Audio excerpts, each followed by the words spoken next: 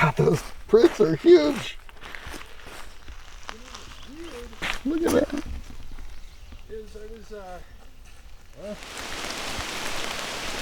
Still see some bear tracks around it. You can see that one right there. Oh, the little one. Yep, that little guy. Great. So it's June 3rd, and we're out here returning to a bear bait that we discovered yesterday right off of Highway 55, and it's close enough that it's technically illegal because it's less than 100 yards from a highway posted faster than 45 speed limit. So we're going to put some trail cameras up, but our real concern is that there's also multiple wolf packs in this area, and wherever we've seen bear baits and wolf packs, we see depredations on bear hounds when bear training season begins. So that's one of the things we're monitoring here, is we want to see whether any wolves are visiting this bear bait site. So we're going to leave a couple trail cameras up and come back in July when this training season begins and update you all on what we find over the summer here in northern Wisconsin. We're in CHEQUAMEGON-NICOLET National Forest, where there's unregulated bear baiting that begins in April, but it doesn't really go into full swing until about June, July, and so that's what we're monitoring, and we'll keep an eye on it.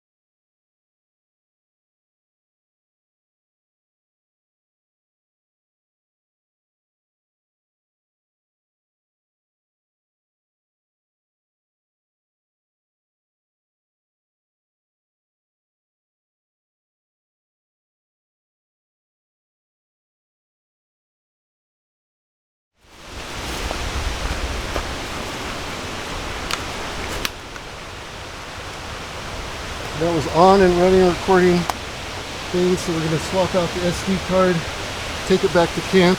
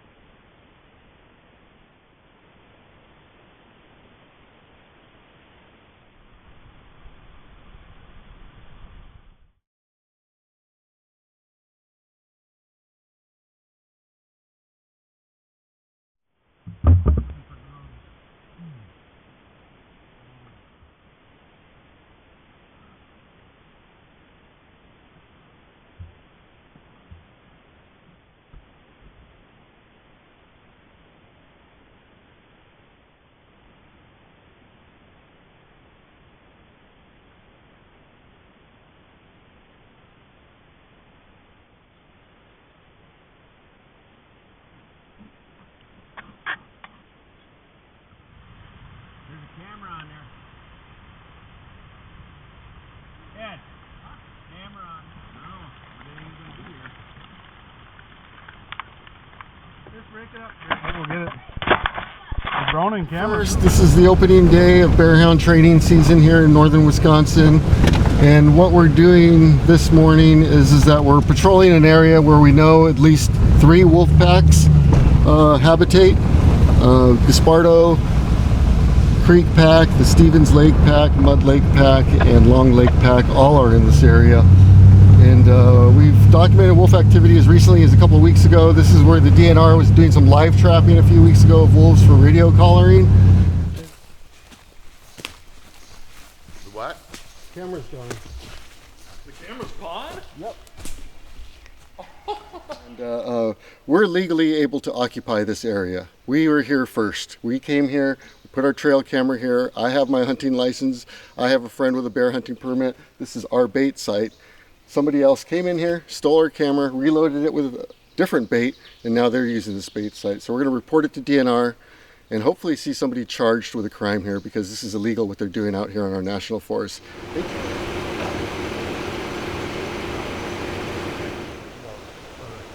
a hound, so that's what we're documenting. We want to show that. Can you show him the picture of that red truck that we just took with the camera?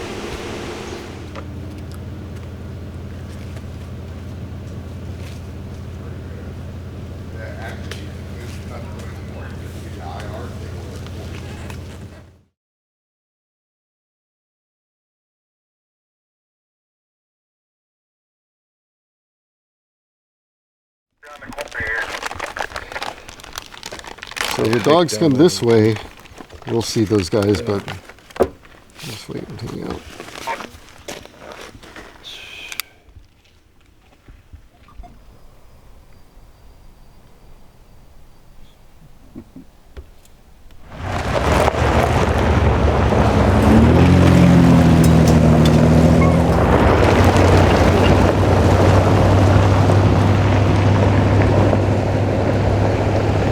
The reason we're on the shoulder of Highway 70 today is because this is a popular area for hound hunters.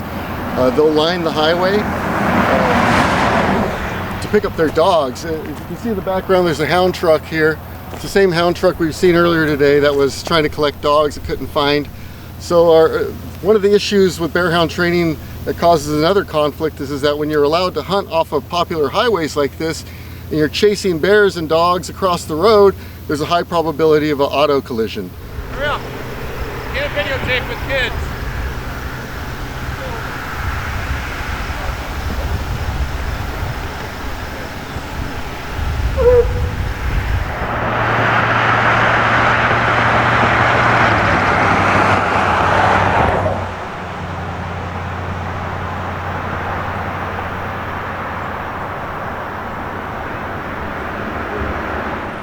That's what I figured. How's it going, buddy?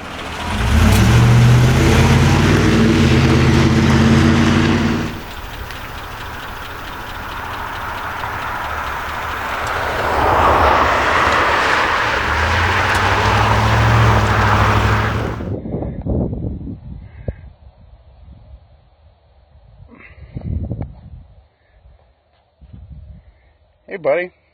Come and get it.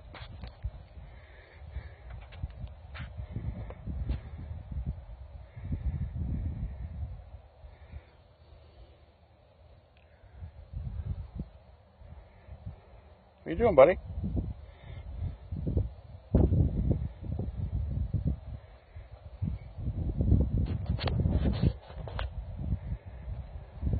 We got a big bear. Big bear. Yeah. Grab her and grab him.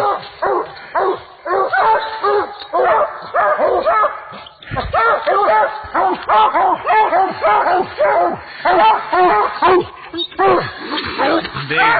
Here. Grab her, Andrew. Here, come here.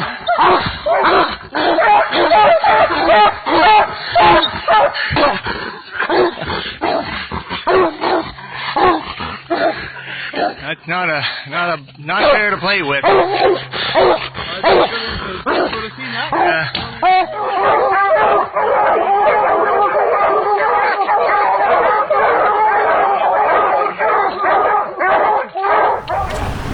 How's it going? Back there. Thank you. And we're again here on the shoulder of Highway 70, pulled off on a spur road because there's a hound hunter here who's trying to collect hounds. We've seen him driving back and forth off the shoulders, and just as we were parked on another pullout, a resident came up to us in their truck and they told us that the dogs were actually on the highway. Bear just crossed the road. Bigfoot, bear just crossed the road. I'll bet you that little black car guy shit his pants.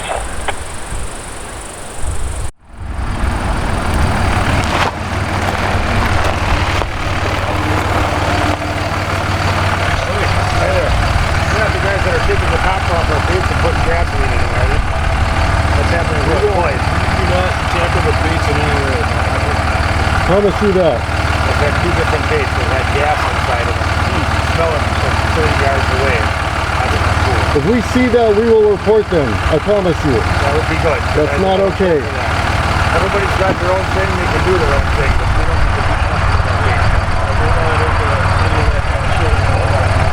I don't have a problem with, you know, I mean, what happened. We put a dog into an area. We didn't know they were there. We've never had them. We don't have any on our cameras this year. None. We haven't seen a single wolf on anything. And we don't hunt in there anymore because we had never had a dog get killed up there. But we've walked in and had the wolves surrounded the dogs. But there was a standoff. It wasn't a fight. We stayed the hell out of there. You know, the wolves have kindly here. They kind of go block by block. You know, with the way these roads divide, I've been hunting here since I was 10 years old, and you know, they seem like they move into a block and they kind of hunt that area and they stay in there for a long time, and then all of a sudden they'll be gone. You don't see any sign, and then you'll start seeing them on the next block. You know, it's like they kind of methodically move through. All right, well, you enjoy your hunt, sir. Yeah, you guys too. It's nice talking to you. Take care. See you later. Yeah, you too.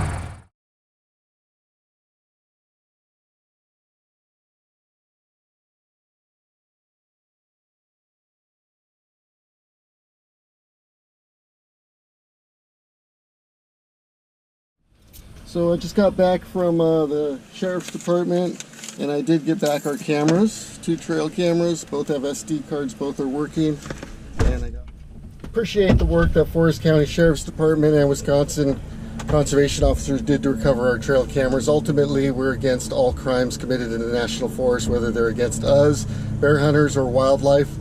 This is a good opportunity, I think, for Forest County Sheriff's Department to have learned that, you know, we're not here to antagonize hunters or harass them or interfere. We're just monitoring hunting activities in an area with a high density of wolf population and with a history of poaching and depredation. So that's what we're going to continue to do this weekend in Forest County, and I'm going to head to Oneida County right now and visit a few depredation sites, and then we'll spend the weekend checking out other sites where wolves have killed bear hounds and giving you an update on what's going on in the field.